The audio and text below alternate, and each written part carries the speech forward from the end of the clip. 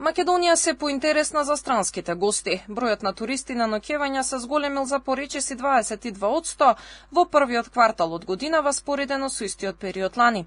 Според официјална статистика, годинава во март се евидентирани 70.902 туристи, од кои 78% се од странство, а 22% домашни.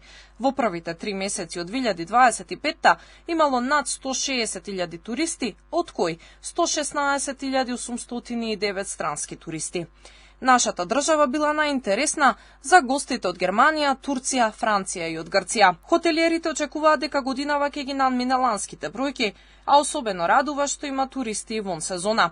Завршувањето на автопатот Охрид-Кичево, кој треба да биде пуштен во употреба пред стартот на летната сезона, но и изградбата на Тетово гостивар се очекува да го зголеми интересот за посета на туристичките места, затоа што значително ќе се намали патувањето од Скопскиот аеродром. Очекувањата за оваа година се добри, мислам дека исполнетоста ќе одржиме од минатата година и можно е да има нешто плюс гости.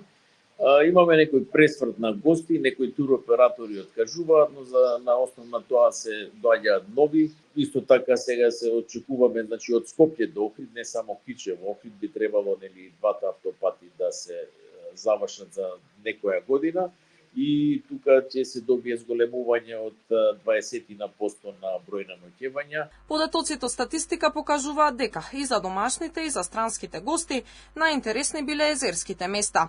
Туристите најмногу се интересираат за природните убавини на Македонија, културата и храната. Доаѓаат во една нова средина, значи многу од нив не биле на овие простори.